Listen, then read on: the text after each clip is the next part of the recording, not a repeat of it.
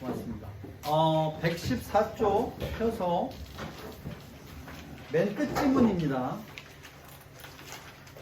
내용은 계속 했던 내용 같지만 문제는 전혀 별개의 아예 다른 문제고 철저하게 독서 유형의 문제라서 이 지문도 해볼 만한 가치가 있는 지문 같습니다. 기질 특이성 얘기를 미리 하고 시작하자. 어차피 할 거니까 미리 합시다. 이렇게 생긴, 그러니까 이게 항원이라고 하자고요. 그럼 항원이면 우리 몸 밖에 있는 거예요? 안에 있는 거예요? 항체는 밖에 있어요? 안에 있어요? 다시 누가 더 바깥에 있어요? 누가 바깥에서 들어온 거예요? 항원이 들어온 거죠. 몸 안에서 항체가 결합을 합니다. 그러면 항원은 이렇게 입체 3D란 말이에요. 그럼 얘가 이렇게 생긴 것도 있고 이쪽엔 또 이렇게 생긴 애가 있다고 합시다. 튀어나와 있는 거예요. 그럼 항체가 항원에 결합할 때 어떤 항체는 여기 이 부분에 결합을 해야 되고 어떤 항체는 이 부분에 결합을 할 거란 얘기죠. 그럼 이렇게 생긴 거는 이렇게 생긴 항체가 이런 항원의 이 부분에 결합을 하는 거죠. 그 다음에 또 다른 항체, 이렇게 생긴 항체는 그럼 여기 결합을 할 수 있나요? 모양이 안 맞겠죠. 그럼 결합이 안 돼요. 그럼 여기 이제 어떻게 생긴 결합을 해야 되냐면 이렇게 생기고 이렇게 생긴 애가 결합을 해야 되겠죠. 그럼 얘를 항체, 얘를 항체라고 합시다. 질문: 항체는 여러 개의 항원과 결합할 수 있다. 여러 개의 항원 모양과 결합할 수 있다. 하나의 항체는 안 되네요. 거꾸로 말해봅시다. 하나의 항원은 여러 개의 모양을 가진 항체와 결합할 수 있다. 방금 모인 거잖아요. 항원 하나가 이 모양의 특이성에 따라서 이렇게 생긴 항체와도 결합을 하고 다르게 생긴 항체와도 결합할 수 있습니다. 비대칭인 거예요. 항원은 여러 개의 항체와 결합이 되지만 항체는 여러 개의 항원과 결합할 수가 없다. 이렇게 됩니다. 비대칭 잊지 마세요. 비대칭. 자, 그러면 이런 얘기를 가지고 이제 글을 시작해 봅시다. 갑니다. 시작이죠. 바이러스. 내내 바이러스 얘기입니다. 바이러스는 물질 대사에 필요한 효소를 지니고 있지 않다. 아하, 효소가 없는데 효소의 중요한 파트가 이거군요. 그러니까 효소의 특징이 한두 가지겠습니까? 근데 이 글에서 주목하는 효소의 특징은 물질 대사에 필요하다는 점이죠. 근데 그것이 바이러스에겐 없어. 그러면 어떻게 물질 대사를 할 수 있느냐? 효소가 없는데 어떻게 하냐면 다른 유기체의 숙주를 삼아서 그 안에 기생하면서 생명활동을 영위합니다. 다시 말해 스스로 대사활동을 할 수가 없어. 우리가 오늘 이 얘기만 3번째 하고 있습니다. 바이러스는 스스로 생존할 수가 없어서, 정확히 말하면 스스로 번식할 수가 없어서 다른 숙주 안에 꼭 들어가야지만 번식이 가능하다. 이런 얘기죠. 어떤 바이러스는 인체 내 세포를 파괴함으로써 다양한 질병을 야기합니다. 참, 바이러스의 수명은 얼마나 돼요? 바이러스의 수명. 한 달? 한 달은 어디서 나오는 거예요? 어디서 나오는 거예요? 한 달은. 코로나 바이러스가 한참 유행할 때, 코로나 바이러스의 수명에 대해서 왈가왈부했던 적이 있습니다. 그러니까 몸 안에서 재채기를 해가지고 보균자의 몸 바깥으로 코로나 바이러스가 뛰쳐나온 거예요. 그 상태에서 얼마쯤 살 수 있냐는 거지. 그러니까 내가 코로나에 걸렸어요. 이 안에서 막 재채기하고 난리가 난 거야. 그리고 창문을 열어서 환기를 시켰는데 이런 게 바이러스가 떨어졌을 거 아니에요. 그럼 떨어진 애가 환기가 안 되고 여기 붙어있는 상태에서 얼마쯤 살 수 있느냐. 내 옷에는, 내 책에는. 그래서 그때도 의견이 굉장히 분분했어요. 어떤 사람은 2년, 어떤 사람은 일주일, 어떤 사람은 6시간. 되게 다양했는데 아마 내가 최종 마지막으로 읽었을 때는 6시간이라고 읽은 것 같아요. 유기물이 아닌 이렇게 뭐 이런 데 떨어진 상태에서 코로나 바이러스 생존 시간은 6시간 정도.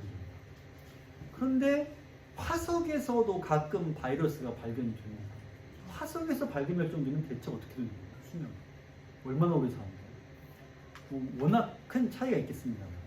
여기서는 바이러스가 기생하면서 영위하는데 감염된 환자의 질병을 진단하거나 바이러스 대항하는 항바이러스를 개발하려면 해당 바이러스 종류를 검출하고 양을 측정해야 돼요. 이를 위해 효소 면역 특정 기술이 넓어요. 그럼 이게 화제겠죠? 거꾸로 가봅시다. 똑똑한 학생 여러분, 이게 왜 필요해요? 바이러스. 정확하게 두 가지 때문에 필요해요. 뭐죠? 종류를 검출하고 그 다음에 정확합니다. 그래서 이 기술은 두 가지 역할을 둘 다 할 수 있습니다. 종류도 할 수 있고 양도 할 수 있다. 이거 생각보다 대단한 기술이죠. 종류도 할 수 있고 얼만큼인지도 알 수 있다. 이런 얘기죠. 자, 계속 가봅시다. 효소 면역 특정 기술은 면역 반응을 이용하여 종류와 양, 종류, 양 방금 했던 얘기인데 하나가 추가됐습니다. 면역 반응. 이게 뭔데? 면역 반응은 과거에 침입했던 특정 바이러스가 다시 여기가 포인트예요. 다시 들어왔을 때 이 항원에 대항하여 고분자 단백질은 항체가 생성되고 항체가 항원의 특정 부위에 결합하여 항원을 무력화시킴에 따라 이루어집니다. 자, 여기에 정보가 굉장히 많이 있습니다. 세 가지를 물어보겠습니다. 첫 번째, 항체는 뭐예요? 이 글에 따르면, 이 문장에 따르면 항체가 뭐예요? 맞아요. 항체가 뭐냐 하고 하면 고분자 단백질이야 라고 말할 수 있어요. 그렇게 출제될 겁니다. 이 글에서 항체는 고분자 단백질인 거예요. 마찬가지 항원은 어디에서 어디로 들어온 거예요? 항원 어렵지 않나요? 바깥에서 체내로. 그러니까 항원이라고 하는 건 어디까지나 몸 바깥에 들어온 걸 말하는 겁니다. 몸 안에 있던 건 아니에요. 체내로 들어왔습니다. 그리고 항체는 고분자 단백질인데, 자, 항원을 무력화하는 방법을 말해봐요. 세 번째 질문. 어떻게 항원을 무력화할 수 있어요? 누가? 항체가 항원의 특정 부위에 결합하여. 그렇다면 항원을 무력화한다는 것은 항체가 결합함으로 인해서 이루어지는 일입니다. 항체가 항원에 결합하여 항원을 무력화한다. 이렇게 되는 거죠. 자, 그러면 항체는 서로 결합할 수 있는 입체 구조를 가진 특정 항원과만 결합한 일을 항원-항체 반응의 특이성이라고 한다. 자, 항원-항체 반응은 누구랑 누가 결합하는 거예요? 항원과 항체가 결합하는 거죠. 결합하는 건 쉬워요. 근데 왜 특이성이라고 불러요? 정확하게. 어떤 부분이 특이성의 원인이라고 해야 돼요? 틀린 말은 아닌데 왜 그렇게 되는데?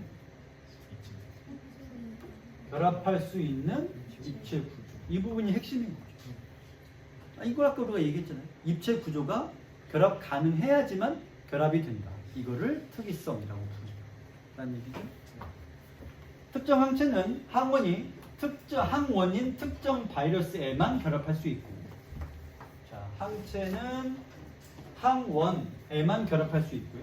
항바이러스에는 부위별로 서로 다른 항체가 결합될 수 이거예요. 바이러스가 몸 바깥에서 들어온 항원입니다. 항원에는 부위별로 서로 다른 항체가 결합할 수 있다. 그래서 항원 하나에는 항체가 여러 개다. 서로 다른다고 써 있으니까. 그래서 항원의 부위별로 더하기 항체 더하기 항체 1, 항체 2 가능하다.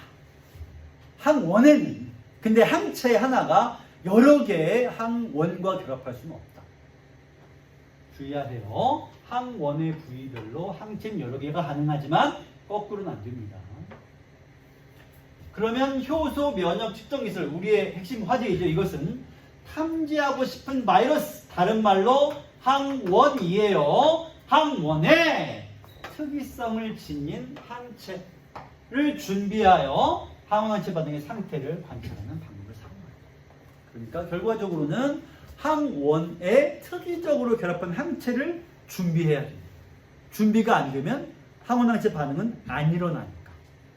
그러면 그 모양에 맞는 항체를 만드는 게 인류의 과제인 거죠. 앞으로 어떤 바이러스가 등장하든 인류는 거기에 맞는 항체를 만들어내야 됩니다. 이 중에 하나인 샌드위치 정량법이라는 게 있다. 이 글에 기억과 니은 항원 효소 면역 측정 기술이 두 개 나옵니다. 첫 번째 샌드위치 정량법. 이건 뭐냐? 이거는 탐지하고자 하는 바이러스는 목표 바이러스, 거듭 말하지만 바이러스는 항원이에요. 몸 바깥에서 몸 안으로 들어오냅니다. 항원과 특이적으로 결합하는 서로 다른 두 종류의 항체를 다르기 핵심이겠죠. 각각 포획 항체와 탐지 항체로 사용한다. 포획 항체와 탐지 항체는 동일한 바이러스의 동일한 항원의 서로 다른 부위에 결합하는 항체들이다. 항체 여러 개인데 항원의 서로 다른 부위에 결합하는 항체들이라는 얘기죠. 아까 말했던 그대로입니다. 이렇게 생긴 항원이 있으면 그러면 이건 지금 바이러스죠. 여기에 서로 다른 부위에 이렇게 결합하는 애가 있겠고 이렇게 결합하는 애가 있습니다. 그럼 이 항체와 이 항체는 서로 다른 부위, 동일한 항원의 서로 다른 부위에 특이적이란 말은 말했죠. 입체 구조에 따라서 결합한다 라는 뜻입니다. 자, 다시 항원 하나에 항체가 두 개입니다. 우선이면 1단계겠네. 우선 평평한 기판에 포획 항체와 고정제를 함께 가하여 충분한 양의 포획 항체를 기판에 고정시킨 다음 1단계. 자, 그러면 해볼까요? 자, 우선 기판을 만들고요.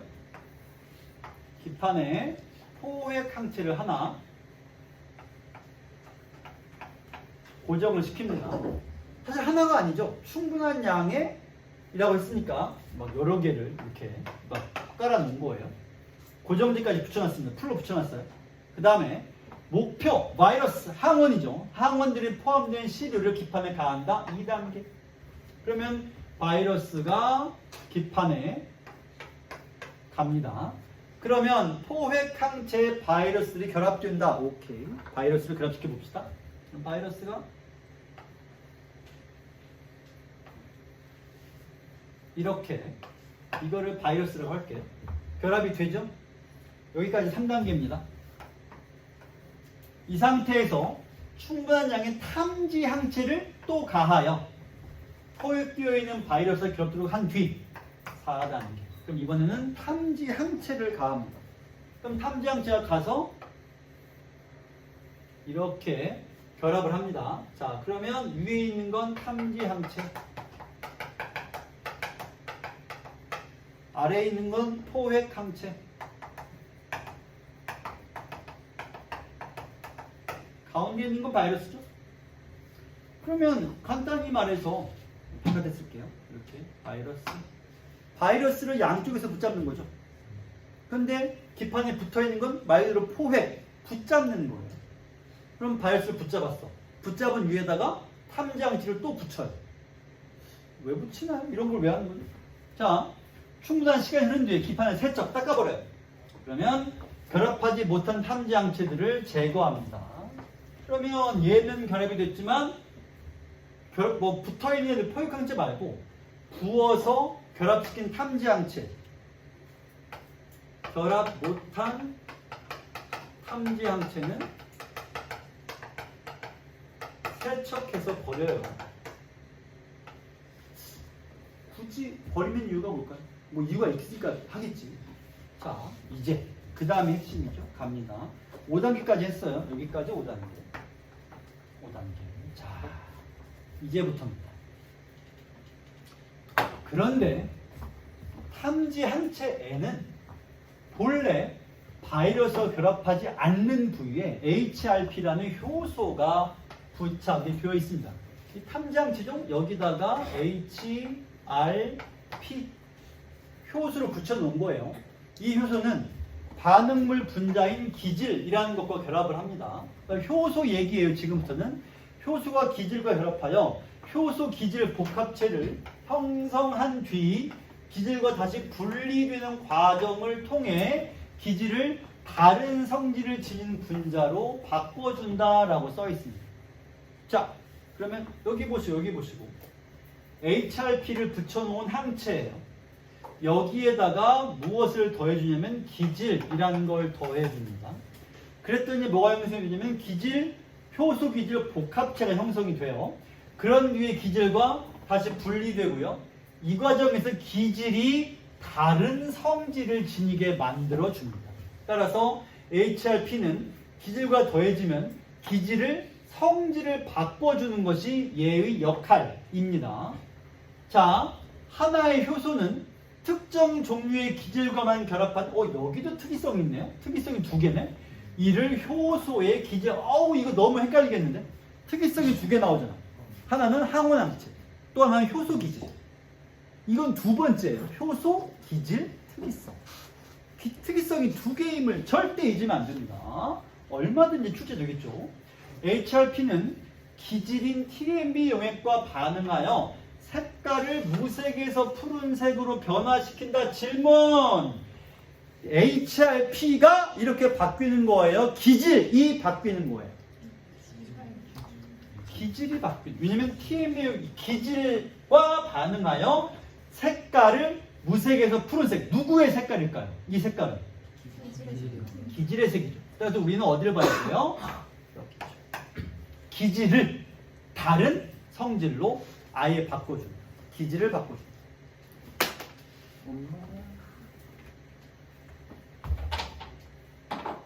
기질을 바꿔주는 거예요. 그래서 기판을 TMB 용액에 담그고 반응이 모두 끝나면 용액이 푸른색으로 변함. 이때 용액이라는 건 효소예요, 기질이에요? 저 용액, TMB 용액은 기질이죠.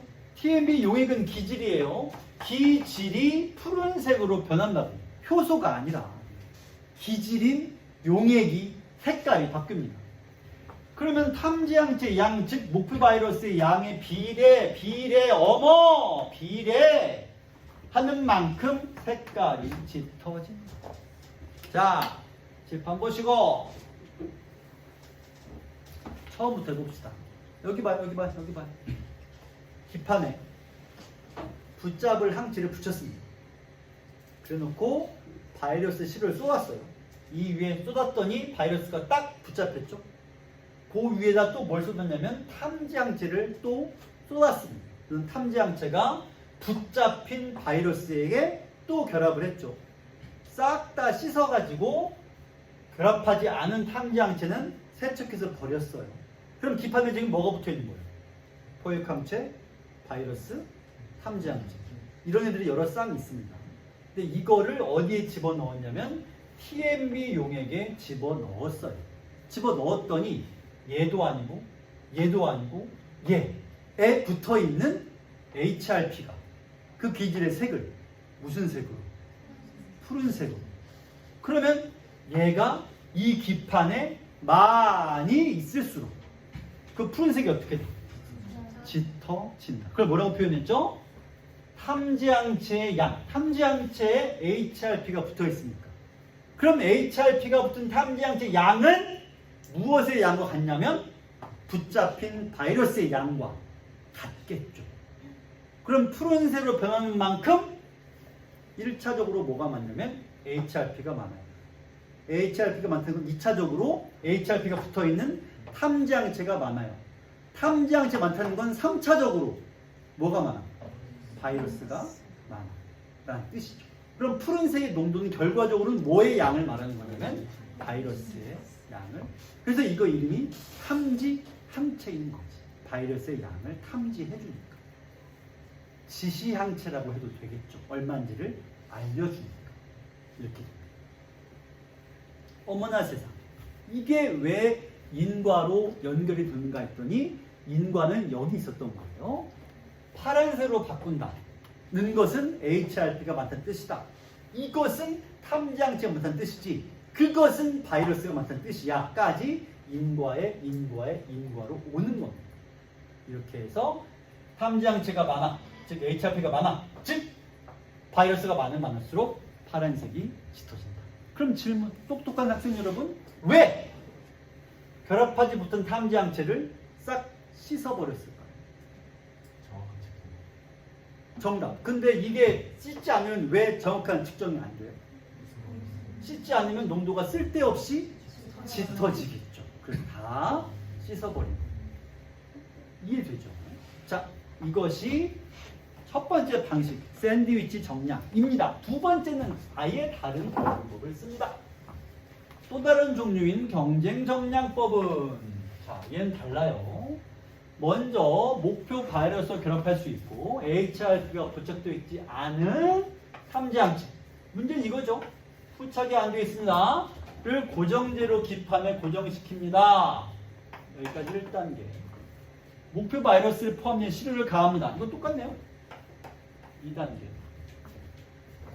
그럼 포획항체는 없어요. 자, 밑에다 다시 그립니다. 두 번째 기판. 두 번째 기판에는 뭘 붙여놨냐면 포획항체가 아니라 처음부터 탐지항체를 붙여놨어요. 포획항체는 없어요.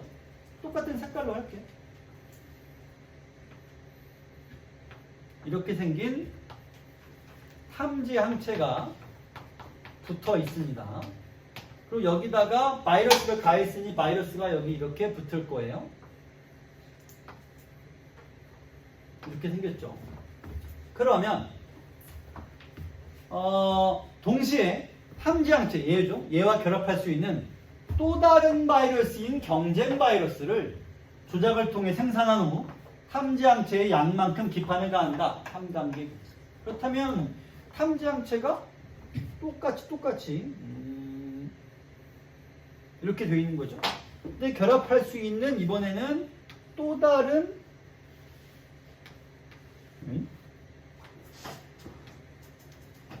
이렇게 생긴 얘는 우리의 바이러스고 얘는 경쟁 바이러스입니다. 이렇게 되는 거예요. 서로 다르게 생긴 거예요. 그렇게 되면 무슨 일이 생기느냐? 자, 목표와 달리 경쟁 바이러스에는 HRP를 아하! HRP가 여기 붙어 있군요. HRP. 이렇게 여기가 아니라 여기에 지금 붙어 있는 경쟁 바이러스. 그러면 목표와 경쟁 바이러스는 탐지항체와 결합하기 위해서 서로 경쟁.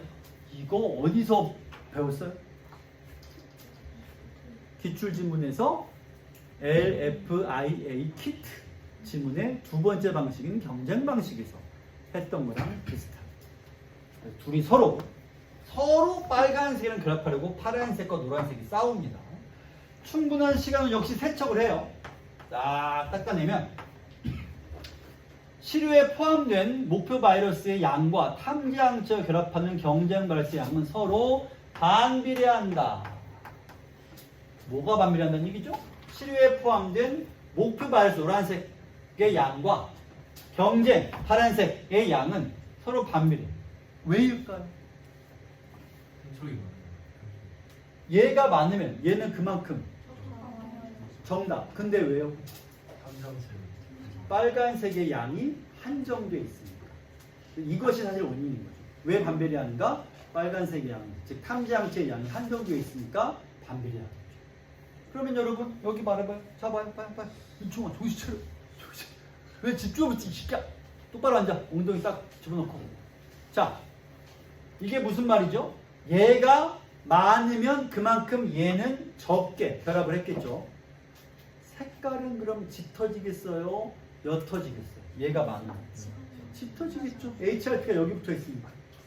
그럼 반대로 얘가 적고 얘가 많이 결합한 거야. 목표가 많다는 얘기죠? 목표가 많이 있는데 색깔은 짙어요, 옅어요? 옅겠죠. 얘가 몇 개 안 붙어 있으니까. 그러면 얘랑은 거꾸로. 여기는 짙을수록 목표가 노란 애가 많이 있다는 뜻이고, 여기는 짙을수록 노란 애가 적게 있다. 이것까지 똑같죠? LFI의 키트도 직접 방식과 경쟁 방식에서 의미하는 바가 달랐는데 여기서도 의미하는 바가 지금 다릅니다. 이렇게 되죠.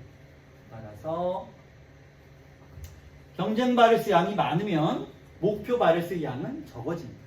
경쟁 바이러스 양이 많은 것이 이것이 곧 짙다 라는 뜻이 되겠네요.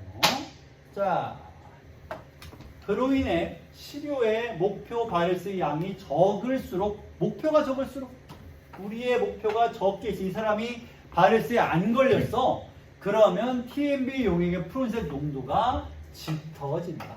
왜냐면 이쪽이 적다는 것은 곧 이쪽이 많다는 뜻이고, 이쪽이 많으니까 농도가 짙어지는 거죠. 출제하는 사람은 이걸 되게 자유롭게 낼 수 있는 거예요. 이쪽이 많은지 적은지, 이쪽이 적은지 많은지, 이걸 지멋대로 섞어가지고 이렇게 내면 우리는 그 반대쪽으로 사고해서 선지를 해석을 할 수 있어야 되는 것이죠. 샌드위치 전염법과 경쟁 정량법 모두에서 TMB 용액은 빛을 쏘았을 때 푸른색을 유발하는 분자의 농도에 비례하여 파장이 450 나노미터인 빛을 덜 흡수하여 투과시킴에 따라 용액의 색이 더 짙은 푸른색으로 보인다. 이거 너무 속보입니다. 이 마지막 문장은 왜 쓴 거냐면, 이 마지막 문장은요 없어도 돼요. 이거 갑자기 붙여놨어.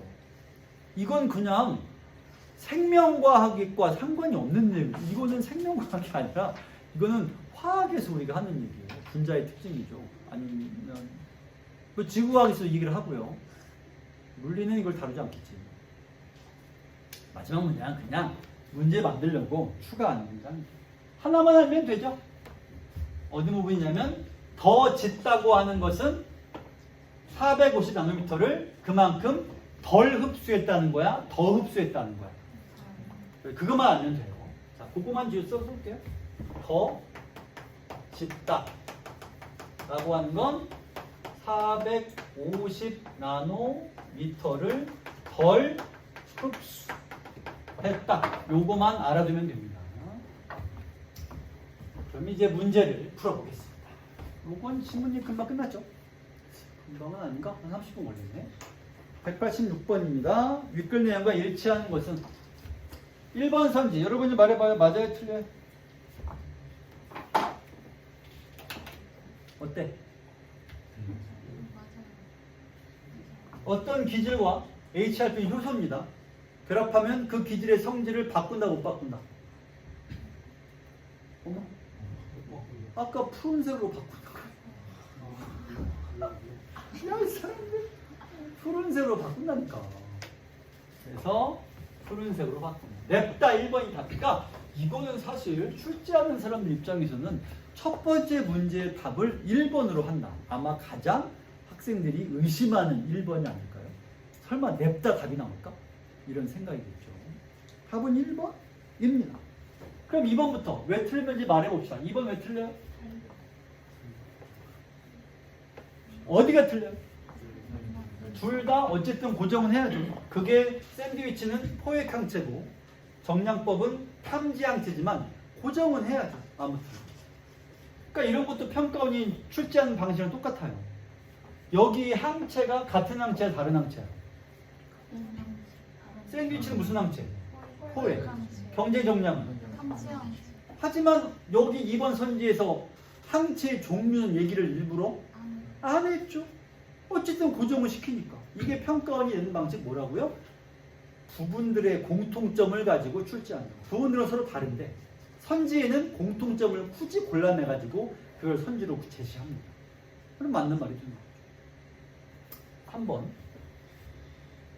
특정 항체는 체내에서 여러 종류와 항원과 결합하여 무력화시킨다. 어디가 틀렸어요? 무력화시키는 거 맞는데?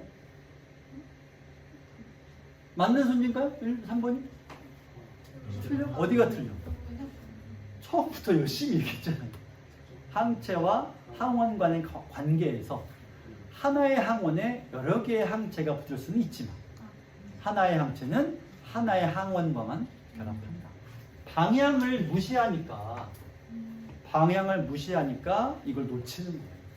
비대칭이니까 그걸 인지해야 강조하고 이것 나온다라고 말해도 여러분들 어디를 보는 거예요? 이걸 빼고 항체가 체내에서 항원과 결합하여 무력화는 면역반응 다 맞는 말인 거예요. 틀린 말이 없죠. 하나. 다음 4번. 효소면역증 우리의 주요 화제인데 이것은 미처 항체가 없는 바이러스 특정할 수 있다. 여기 보시면 항체가 없으면 측정이 됩니까? 붙일 수도 없는, 붙잡을 수가 없잖아요. 그래서 이렇게 되겠죠. 다음 5번. 효소 면역특정 기술은 TMB 영역의 파장인 450 나노팀 빛을 언제나 일정한 비율로, 지문 맨 끝에 써있는 선지죠. 언제나 일정할 수가 없어요. 기질을 바꿔놓는 거니까 일정할 수가 없습니다. 되겠죠? 자, 다음 187번. 바이러스에 대한 이해로 잘못된 것을 고르라. 자, 갑니다. 1번. 다른 유기체의 세포 내에 기생하며 생명활동을 영위한다. 맞나요? 우리 이거 지금 3시간째 이 얘기를 하고 있어요. 바이러스는 다른 생명체에게 기생한다. 다음 2번. 자연적인 상태에서 효소가 없다. 이 글에서 바이러스의 정의는 뭐라고 했냐면 효소가 지니고 있지 않아서 대사활동을 할 수 없는 것이라고 지문 도입부에서 얘기했었죠. 자연 상태에서 효소가 없다라는 말은 올바른 선지가 되겠습니다. 3번 선지 방향을 잘 생각해. 맞아 틀려 잘 생각해. 무조건 틀리다고 할 때를 생각해. 바이러스는 항원이에요, 항체예요?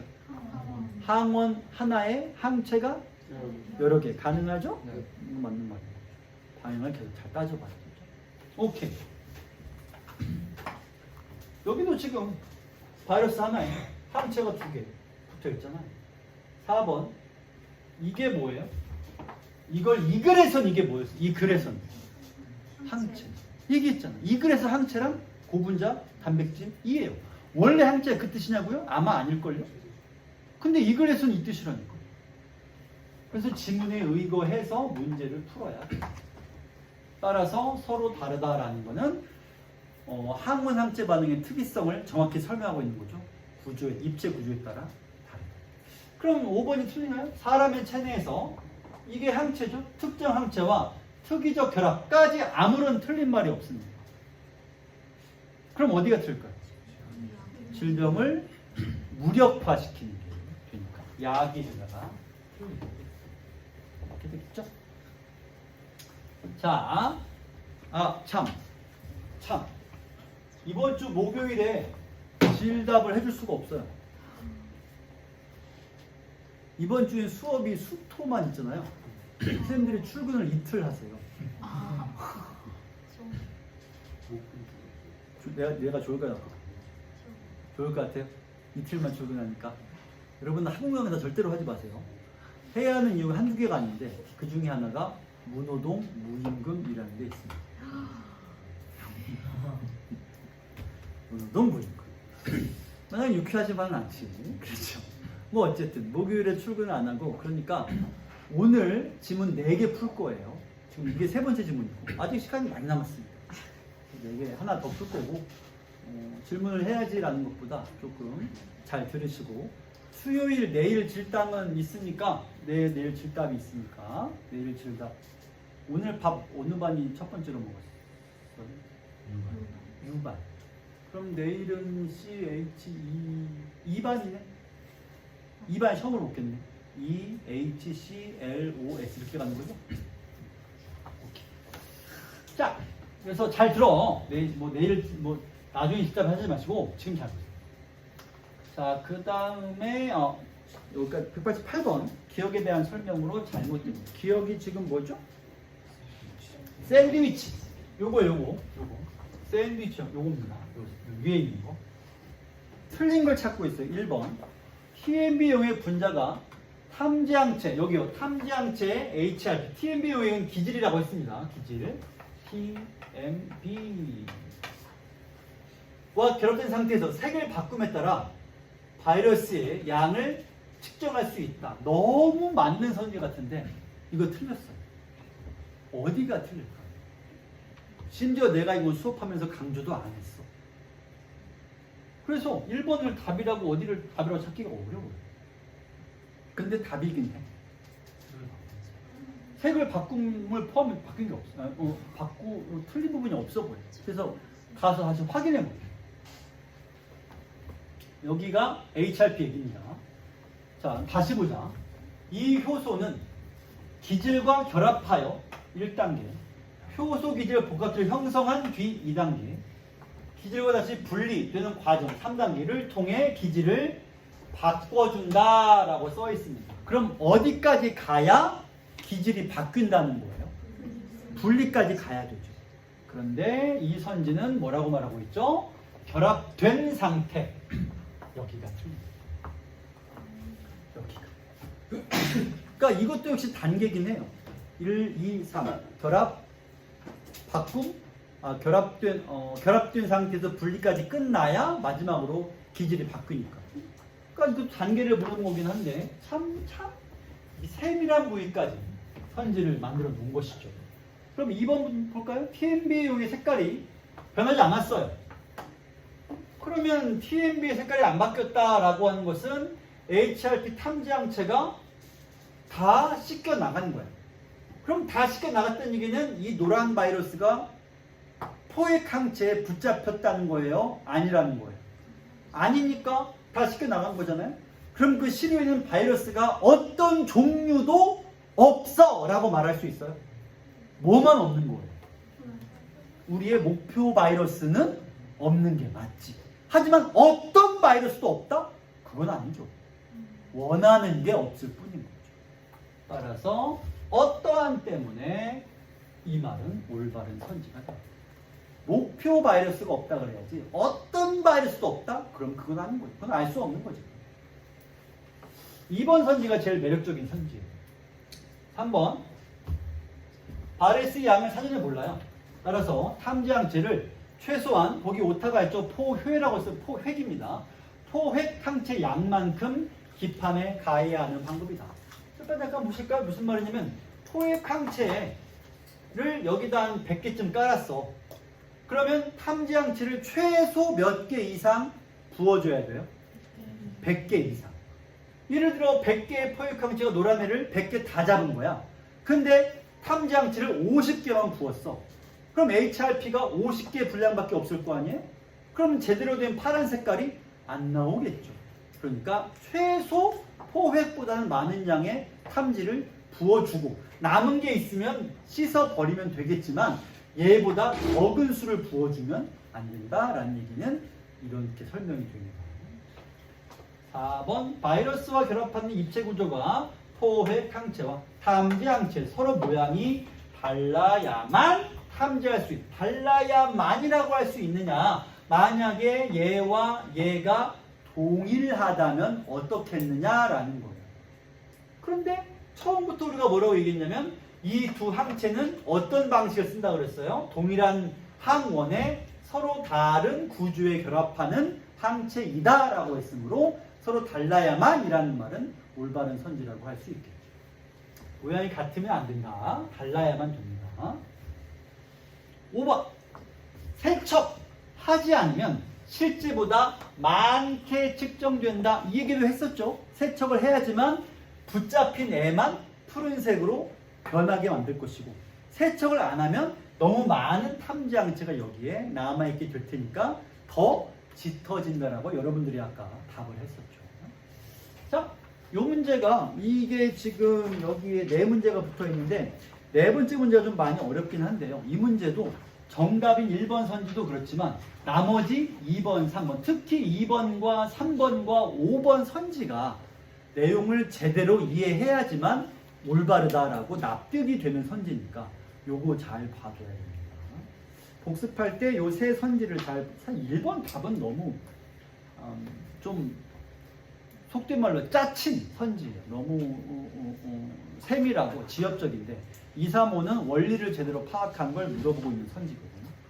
자, 이게 제일 어려운 189번. 이 문제는 사실 오늘 푼 문제 중에서 한 문제만 꼽으라고 한다면 이걸 꼽겠습니다.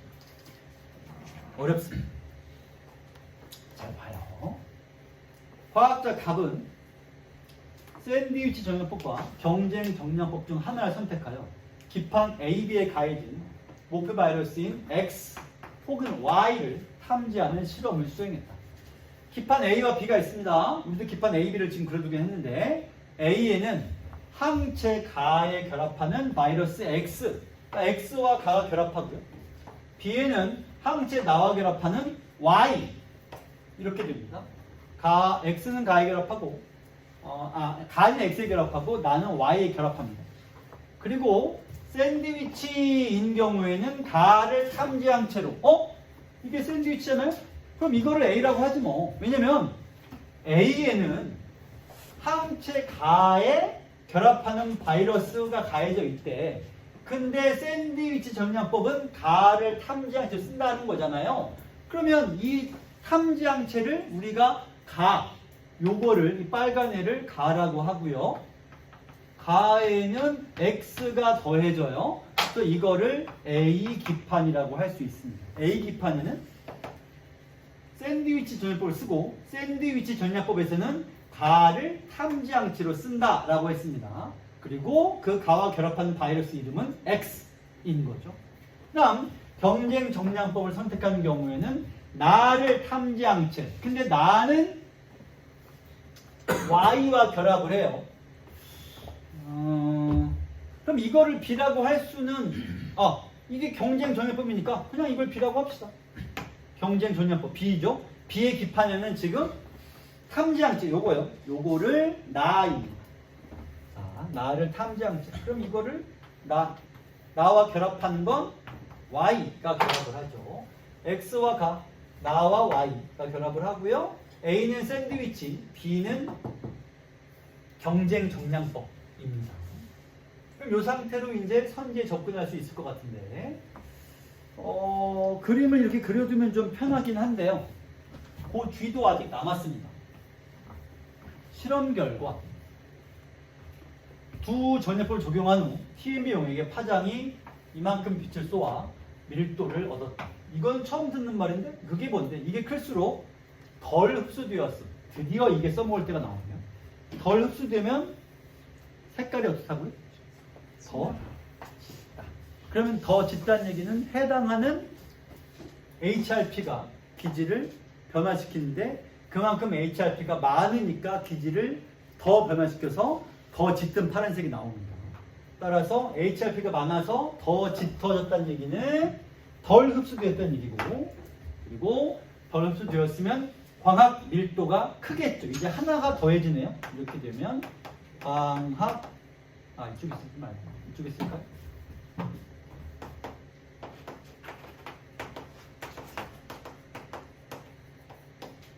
크다. 이렇게 됩니다. 자, 그러면 단 샌드위치인 경우에는 탐지항체와 쌍을 여기요. 쌍을 이루는 포획항체를 사용했고 이렇게 쌍이란 얘기는 하나의 항원에 서로 다르게 결합하는 뜻이겠죠. 경쟁 정량법 경우에는 해당 탐지항체 이거요. 특이적으로 결합하는 경쟁 바이러스 이거요. 이거를 충분히 가했다. 충분히 여기다가 더해줬습니다. 이 둘이 경쟁하게끔 만들어 준 거죠. 자, 그러면 다 됐습니다. 여기서 제일 어려운 게 A와 B가 뭐냐를 아는 거예요. A는 어쨌든 샌드위치 정량법을 쓰고 B는 경쟁 정량법을 쓰는데 샌드위치 정량법에서는 탐지항체를 가를 쓰고요. 거기에 X가 결합합니다. 그 다음에 경쟁 정량법 탐지항체를 나를 쓰고요. 거기에는 Y가 결합해요. 자, 그러면 선지 보기 전에 말해봐요, 여러분. 칠판 보시고. 두 기판에 X를 바이러스를 여기도 부어주고요. 여기도 부어준다고 칩시다. 그러면 X라는 바이러스는 누구랑 결합해요? 어떤 항체랑? 가랑 결합하죠. 근데 여기에 결합한 탐지항체는 나잖아요. 가와 나는 같은 탐지항체가 아니에요. 같으면 이름도 같겠지. 서로 다른 탐지 항체야. 그럼 X를 여기다 부어주면 나랑 결합을 한다, 안 한다? 어느 쪽이겠어요? 할 이유가 없는 거죠. 마찬가지. 이쪽에다가 Y를 부어주면 Y는 가랑 결합을 안 합니다. 여기서는 X만 탐지할 수 있고 여기선 Y만 탐지할 수 있습니다. 자, 그러면 선지부터 봅시다. 선지 1번. 경쟁 정량법을 선택했습니다. 그러면 A에서 목표 바이러스가 상당량 탐지되는 결과를 얻었겠고, 앞에 잠깐 그거 볼까요? 뭐라고 써 있냐면 경쟁 정량법은 항체를 나를 사용했습니다. 그러면 경쟁 정량법의 항체는 나고, 나는 지금 기판 A에 있나요? B에 있나요? B에 있어요. 탐지 항체 나가. 그러면 가에서, 즉 A에서 목표 바이러스 경쟁 정량법을 선택했다 까지가 무슨 뜻이냐면 탐지 항체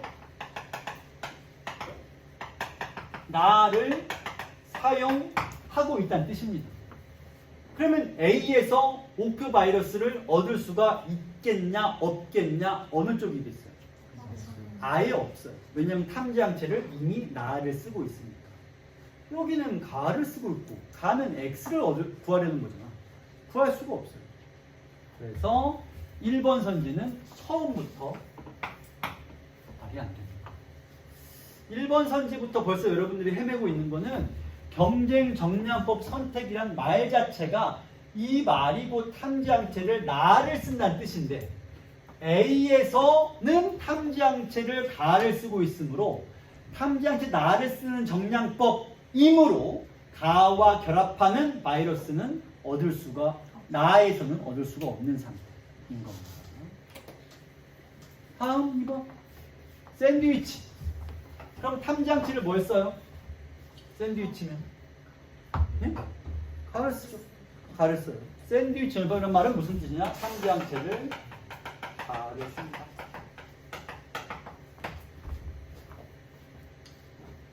자, A에도 붙고 B에도 붙습니다. 그러면 탐지 항체 가를 쓰고 있으니 A에는 가에 결합된 바이러스 X를 탐지할 수가 있고요. 여기는 뭐 없어요. 여기는 탐지 항체를 나를 쓰니까. 그러면 A와 B 중에 누가 더 파란색이 짙어요? A죠. A는 탐지가 되지만 B는 지금 탐지가 안 돼요. 우리는 가를 쓰고 있어요.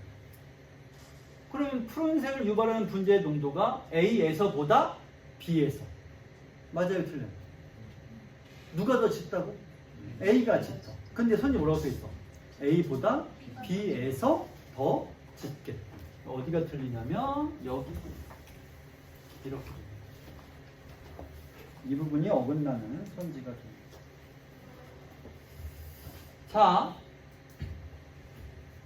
계속해서 위에 나와 있는 요 말들이 다 무슨 뜻이냐면 항체를 뭘 썼느냐라는 것을 말해주는 거예요. 그래서 샌드위치니까 항체를 가를 썼고, 그러면 가에는 항체 덕분에 X가 탐지가 됐겠지만 나에는 그와 무관한 항체를 쓰고 있으니 탐지가 안 되는 거죠. 3번 경쟁 정량법. 그러면 이쪽에 항체 나를 쓰고 있습니다. 기판에 가해졌던 HRP 중에서 기질과 결합하는 것의 비율이 A보다 B에서 더 컸겠군. 자, 잘 보세요. 짧아. 탐지항체 나를 썼어요. 나를 썼으면 Y가 결합하게 되겠죠. 근데 경쟁 정량이잖아요. 그러면 우리의 목표 바이러스에 파란색이 붙어 있어? 경쟁 바이러스에 파란색이 붙어 있어? 경쟁이 붙어 있죠. 목표에는 안 붙어 있어요. 여기는 아무것도 탐지가 안 돼요. 여기는 얘는 탐지가 되긴 되는데 탐지된 거에는 파란색이 안 붙어 있어. 탐지와 상관없는 거에 파란색이 붙어 있다고. 여기는 아무것도 탐지가 안 돼. 어느 쪽이 더 파란색이 짙어야 돼요? 이쪽이죠. 왜 그럴까요? 여기는 아무것도 탐지가 안 됐어. 그럼 모든 애들이 다 무슨 색이야? 파란색. 얘는 그나마 탐지된 게 있으니까 이걸 뺀 나머지가 파란색. 여기는 하나도 탐지가 안 되니까 싹 다 무슨 색? 파란색. 이렇게. 따라서 기질과 결합방식 비율이 A에서보다 B에서 더, 여기서 여러분들 이해될 건 HRP가 무슨 HRP냐면 목표가 아닌 경쟁 바이러스의 HRP를 말합니다.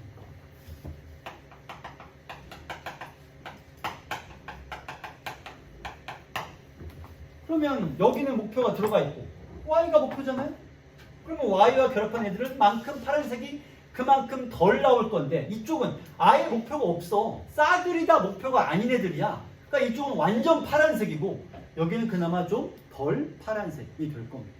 그러니까 이쪽이 더 농도가 짙어. 파란색의 농도가 짙어요. 자, 나 보세요. 이쪽은 그러니까 샌드위치 전략법은 내가 원하는 목표가 있으면 걔랑 붙은 애가 파란색을 만들어. 경쟁 정량법은 내가 원하는 목표에 붙은 애가 아니라 원하는 목표와 아닌 만큼이 파란색을 만들어. 그럼 이쪽에는 내가 원하는 게 있고 원하지 않는 게 있어. 이쪽에는 내가 원하는 게 아예 없어. 그럼 어느 쪽이 더 파란색을 많이 만들어? 위쪽이죠. 여기는 내가 원하는 애는 파란색을 못 만드니까. 그래서 위쪽이 더 파란색이 짙어지게 되는 거죠. 되겠어요? 안 돼요. 이 분위기 뭐지? 완전 안 되는 분위기인데. 아니, 이게 그렇게 어려울 건 아닌 것 같은데? 다시 설명해 볼까요? 아니야, 설명해야 돼. 이건 여러분 이해해야 돼. 자, 처음부터 다시 보세요. 경쟁 정량법을 선택했습니다. 그러면 A 기판과 B 기판이 있어요.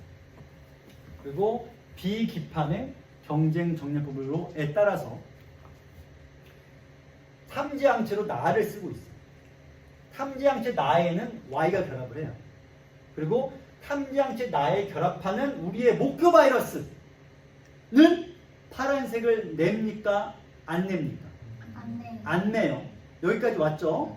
그러면 이쪽에는 경쟁 정량법이니까 우리가 원하는 항체와 우리가 원하는 바이러스가 있다고 여기는 얘가 있으니까 얘만큼 파란색이 안 나온단 말이에요. 파란색이 덜 나오죠. 아닌 애들만 파란색이 나올 거 아니야. 근데 이쪽은 우리가 원하는 바이러스가 있어 없어? 없어. 그러니까 온통 다 무슨 색이야? 파란색. 이쪽이 더 짙고 이쪽이 덜 짙다. 이렇게. 게임을 원하는 거 있을 때 파란색 나오는 거 아니었어? 지금 애초에 경쟁 정량법을 택한 상태에서 양쪽에 실험을 하고 있는 거예요. 그러니까 A 기판이라고 할 때는 여기다가 샌드위치 정량법을 택했을 때인데 기판은 두 개가 있어. 근데 여기서 말하는 샌드위치 정량법이라면 샌드위치로 여기도 해보고 여기도 해보는 거예요. 그리고 3번과 1번은 경쟁이면 여기도 경쟁이고 여기도 경쟁을 해보는 거예요. 그러면 경쟁으로 할 때에는 여기는 우리가 원하는 대로 결과가 나오겠지만 이쪽도 경쟁으로 해본다면 이쪽에는 우리가 원하는 목표 바이러스가 없다니까? 그럼 온통 다 무슨 색이 될 거냐? 파란색이 되겠죠. 목표가 하나도 없으니까. 싹 다 파란색. 여기는 요만큼 파란색, 이거는 파란색이 아니게 될 거니까 그만큼 덜 파랗게 나올 거야. 되겠어요? 네. 더 이상 매달릴 수는 없으니까 여기서 일단 사실 이거 그 지문이랑 같아요. 아까부터 얘기하고 있지만 LFI 키트 지문이랑 같습니다. 과학자들이 생각하는 기존 원리를 동일하게 가는 거예요. 자, 그 다음 4번. 목표의 양이 B보다 A에서 여기서 더 많이 탐지되었습니다. 무슨 정량법을 썼겠어요? A에서 목표가 더 많다고 탐지된 정량법이라면 그게 뭐였길래 A에서 목표가 더 많다고 알았겠어? 샌드위치죠. 그러니까 이 말이 여기까지가 무슨 뜻이냐면 샌드위치 정량법을 썼어 라는 뜻이에요. 여기까지가 이미 샌드위치를 썼어 라는 뜻인 거예요. 그 상태에서 A의 밀도와 B의 밀도, 그럼 샌드위치를 쓰면 어느 쪽이 더 파란색으로 보이겠어요? A조 우리의 목표가 있으니까 있어야 파란색이잖아요. 샌드위치는. 그럼 얘가 더 파랗고 얘는 파란색이 안 나오겠죠. 없거든요. 목표가 없어요. 우리의 목표는 X예요.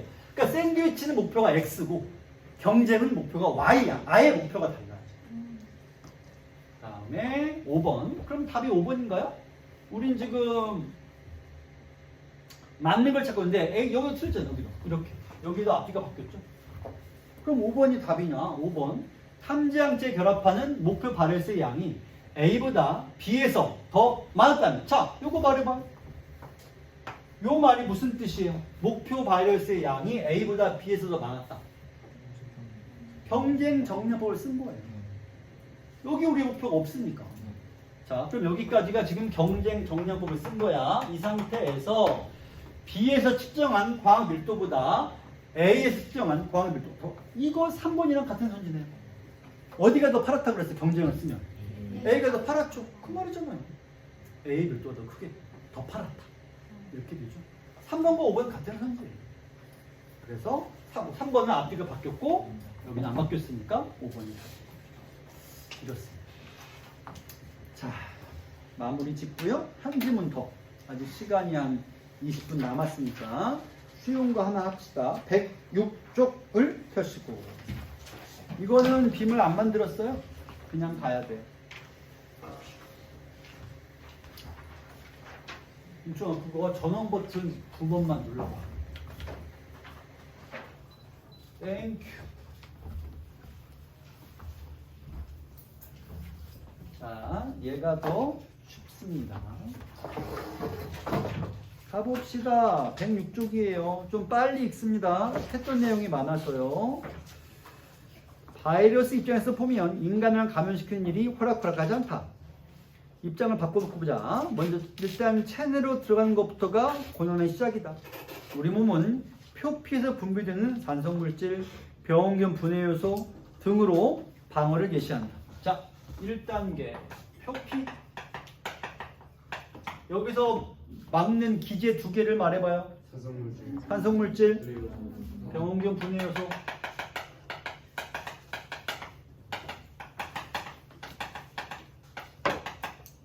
이렇게 되죠. 이를 뚫고 들어오는 바이러스가 있다면 우리 몸은 발열 반응과 염증을 일으킨다. 자, 두 번째 2단계 발열 반응과 염증을 일으킨다. 꿀벌이 말벌을 어떻게 죽이는지 알아요? 네. 다 둘러싸가지고 열로 쪄 죽입니다. 체열로. 깜짝이야. 아, 생각하니까 좀 웃겨서. 웃기긴 한데 생각해보면 좀 진짜 좀 무섭기도 합니다. 그렇죠? 다 둘러싸가지고 체열로 말벌을 말 그대로 쪄 죽이는 셈이죠. 똑같은 이치란 얘기네요. 바이러스가 들어오면, 세균이 들어오면 발열, 몸의 온도를 높여가지고 열나서 너무 아파 죽겠는데 그 과정이 사실은 병원균을 죽이는 과정이란 뜻입니다.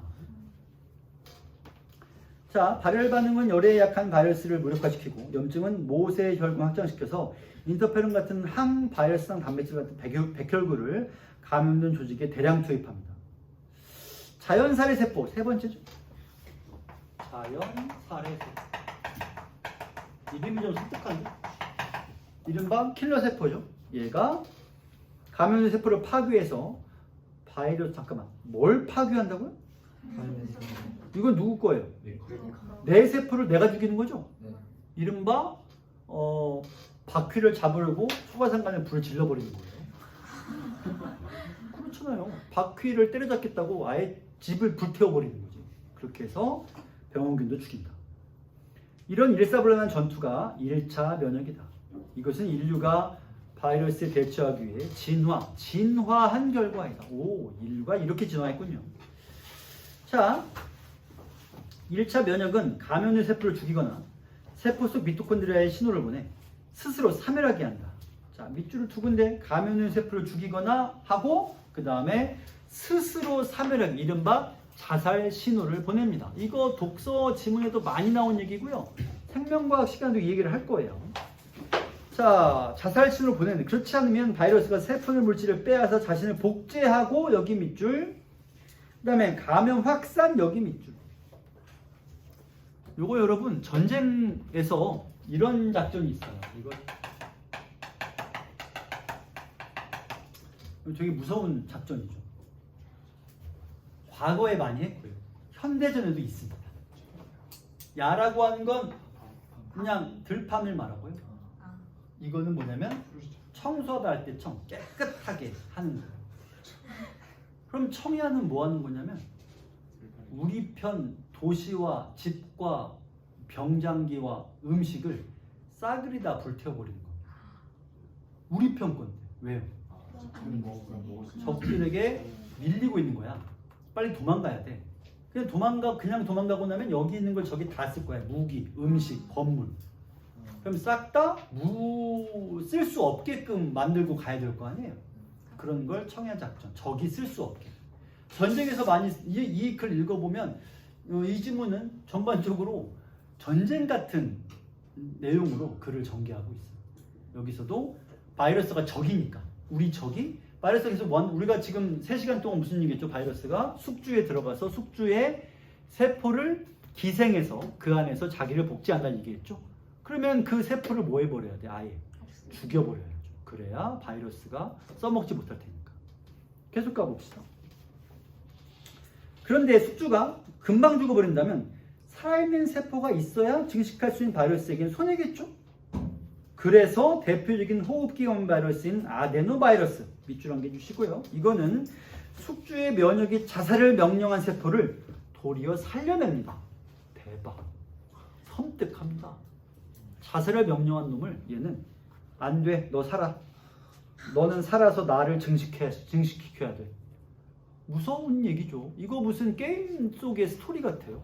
악마가 인간을 살려내서 자기를 복제시키게 만드는 것이죠. 흥미롭습니다. 아데노바이러스는 체내로 들어오자마자 E1B라는 단백질을 만들어 미토콘드리아의 세포 자살 명령을 억제한다. 밑줄을 주시고 세포 자살 명령을 억제한다. 미토콘드리아의 명령을 억제하는 거예요. 미토콘드리아가 명령을 내리니까 미토콘드리아의 명령을 억제하는 거죠. 그리고 감염시킨 세포를 최대한 오래 살려두면서 자신을 복제하기 위한 노예로 사용한다. 글 쓴 사람이 굉장히 선정적인 말투를 사용하고 있습니다. 어린애들 읽으라고 쓴 글인가?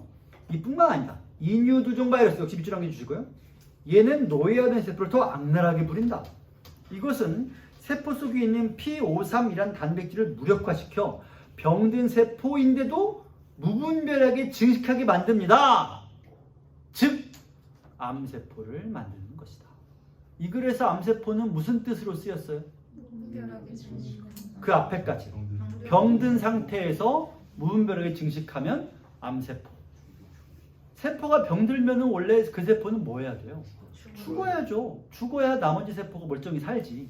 근데 병든 주제에 계속 죽지 않고 살게끔 만드는 게 바로 암세포이다. 이렇게 말해주고 있습니다. 자, 176번을 지금 풀어봐요. 176번. 아데노바이러스. 일단 2번 선지는 아니겠죠. 그러면 E1B를 만들어서 무엇을 교란시키는 거예요? 세포 3일신호를 누가 보내는데? 미토콘드리아가 세포 3일 신호를 보낸다는 거죠? 그걸 교란시킵니다. 2번 빼고 나머지들 중에서 어느 게 답일까요? 1번. 왜 1번이에요? 들어오자마자. 아니요. 들어오자마자는 중요하잖아요. 세포 3일 신호를 보내는 게 누구라고? 그러면 2번 빼고 나머지 중에 미토콘드리아가 세포 3일 신호를 보내는 게 몇 번 있어요? 1번하고 3번하고 응? 1번 3번이에요. 2번은 어차피 틀렸죠. 2번 A니까 말도 안 되고 1번 3번밖에 없어요. 그럼 1번 3번 중에서 누가 교란을 보내요? 이온 B가 교란을 하죠. 네. 아, 그러면 3번이 아니라 1번이어야 합니다. 사실 정말 단순한 문제예요. 근데 괜히 어려워 보이죠. 정말 괜히 어려워 보이죠. 괜히. 돌아와서 계속 갑니다. 돌아오세요. 바이러스가 충분히 증식하고 나면 다른 숙주를 찾는다. 그렇습니다. 바이러스에게서 진정한 승리란 무엇인가? 숙주가 죽기 전에 또는 재정비한 면역계가 다시 반격하기 전에 다른 숙주에게 감염됩니다. 치고 빠지게 하는 거죠. 예컨대 B형 간염 바이러스는 세포 파괴를 바이러스 배출 수단으로 사용한다. 어떻게 하는 거지? 이 바이러스가 만든 HBX라는 단백질은 간세포를 새롭게 만들라는 신호를 파괴하라는 신호로 바꿔버린다. 참 별 무서운 일을 다 합니다. 새롭게 만들라는 신호를 중간에 바꾸는 거죠. 자폭해라. 파괴해요. 이렇게. 그러면 간세포가 파괴되면서 바이러스는 온몸으로 퍼져나가서 피나 침을 통해 타인에게 전염되기 좋은 상태를 만든다. 원래는 간에 있었는데 어디로 나오냐면 침을 타고 나와서 재채기 한 번에 공간에 있는 모든 사람에게 자신을 전파할 수 있게끔 만든다. 라는 얘기죠. 또한 감기나 독감을 일으키는 바이러스는 짧은 잠복기와 뛰어난 전염 능력을 이용해 숙주를 빨리 공격하고 빠르게 다른 곳으로 옮겨다니는 게릴라 전략을 쓴다. 무슨 말이지? 이 바이러스는 다른 감염된 숙주세포 안에서 자신의 종을 복제할 때 이중가닥 RNA, 응? 이중가닥은 DNA 아니에요? 이중가닥 RNA라는 게 있어? 이 이중가닥 RNA는 정상세포에는 절대로 있을 수 없는, 그렇네요. 역시 이중가닥은 DNA죠. 이중가닥 RNA가 뭐야? 세포는 바이러스 공격을 금세 알아채고 이 새끼 너 바이러스구나 공격을 합니다. 즉 숙주를 몸져 눕게 하기보다 기침이나 재채기 정도로만 아프게 하여 빨리 다른 숙주에게 옮겨가기 위해서이다. 그러니까 숙주가 죽기 전에 조금만 아프게 만들고 재채기만 빨리 해라. 나 딴 데 갈 거니까. 이렇습니다. 쿨하죠. 너를 아프게 하기 싫어. 난 그냥 널리 퍼지는 게 목표야. 빨리 퍼뜨려. 그래서 대충 아프고 나아지면 다른 사람이 이제 아프기 시작하는 거죠. 그러나 예외가 있다. 예컨대 2004년 발견된 조류 인플루엔자 또 나오네요. 그 이전 인류가 한 번도 만나본 적이 없는 새로운 바이러스가 침입하면 계절 독감에 불과한 바이러스 별거 아니야. 그냥 감기야. 근데 면역계는 과반응을 일으킵니다. 처음 보는 거니까요. 도리어 인체에 해를 끼친다. 이런 현상을 사이토카인 폭풍이라 부르는데 이 증상은 면역이 강한 젊은 층일수록 바로 당신들, 나 말고 더 세게 일어난다. 만약 집에 도둑이 들었다면 작은 손해를 각오하고 인정을 낸 도둑 스스로 도망가게 하는 것이 상식이지. 그런데 몽둥이 들고 싸우려는다면 도둑은 이제 자기도 살아야 되니까 맞대결이 벌어집니다. 인체가 조류 인플루엔자에 감염되면 똑같은 일이 벌어진다. 그랬으니까 역시 읽는 사람에게 굉장히 흥미를 유발하려고 지금 노력을 하고 있네요. 새, 뉴 아니고요. 버드, 새예요. 조류니까 조류 인플루엔자 바이러스죠. 새 대신 낯선 숙주, 인간이죠. 몸속에 들어온 바이러스는 우리가 과민 반응을 했더니 자기도 살려고 죽게 살기로 싸웁니다. 결과는 50% 넘는 승률로 바이러스가 어머? 이 말은 곧 50% 넘는 비율로 어떤 일이 벌어진다는 얘기죠? 사람이 죽는다는 얘기입니다. 치사율이 엄청납니다. 50%라니. 치사율 10%도 되게 크거든요. 50%는 뭐야? 그러나 승리의 대가는 누가 이겼죠? 바이러스. 대가가 비싸요. 왜죠? 숙주가 죽었으니까. 숙주가 죽으면 바이러스도 죽게 되겠죠. 숙주가 죽었기 때문에 바이러스가 함께 죽어야 합니다. 이것이 악명에도 불구하고 조류독감 사망자 수가 아직 400명을 넘지 않은 이유다. 말했다시피 인류가 조류독감을 정복한 게 아니라 조류독감이 스스로 지분을 지가 못 이겨가지고 멸망했다 라고 보는 게 맞겠죠. 이렇습니다. 흥미로운 글이죠. 되게 재밌는 글이고 어려운 것도 별로 없고요. 174번. 잘못된 걸 고르라. 문제도 별로 어렵지 않습니다. 2번 선지를 볼게요. 비형 간염 바이러스는 게릴라 전략을 사용하여 간세포를 빨리 파괴함으로써 바이러스. 다 맞는 말 같지만 게릴라 전략을 사용하는 거는 감기와 독감 바이러스고요. 바이러스가 전신으로 퍼져나가는 거는 비형 간염이 맞습니다. 그러니까 2번 선지는 비형 간염과 감기 독감 바이러스를 앞뒤로 교묘하게 섞어서 만든 선지가 되겠습니다. 175번 바로 옆으로 갑니다. 논지전개를 바이러스의 공격과 생존 관점 구성했다. 잘못된 것을 고르시오. 자, 표피 공격 들어왔습니다. 1단계 산성물질 병원균 분해 오케이. 2단계 뚫고 나오면 발열 반응과 염증. 3단계 자연살해도 하고요. 그러면 성공적인 세포 공격 방법이라고 하는 건 뭐가 있겠느냐? 먼저 아데노처럼 자살을 못하게 하거나 인유두종처럼 암세포를 만들고요. 이게 성공적이죠. 그 다음 4번 다른 숙주에게로 갑니다. 비형간염이나 감기처럼. 5번 전혀 새로운 숙주에게 옮겨갑니다. 이건 아니죠. 왜냐면 이렇게 해서 얘는 자기도 죽었으니까. 따라서 성공적이라고 말할 수는 없게 됩니다. 이렇게 되겠죠? 자, 그러면 오늘 풀이는 이걸로 마칩니다. 113쪽 잠깐 보면 얘도 조금 어려워요. 근데 얘는 사실 바이러스와 직접적인 연관이 있다기보다 전기 연동법에 대한 지문이라서 요거는 한번 프로들 보시고 수업과 연관성은 좀 부족해서 수업 때는 다루지 않았습니다. 수요일에 질문을 하시고요. 그 다음에 다음 주 마지막 주가 이제 다음 주에 될 텐데 질문도 좀 어렵긴 한데요. 그래도 이번 주 못한 거 다음 주까지 받아서 다음 주에 한꺼번에 답변할 수 있도록 합시다. 자, 오늘은 여기까지 하겠습니다. 고생했어요.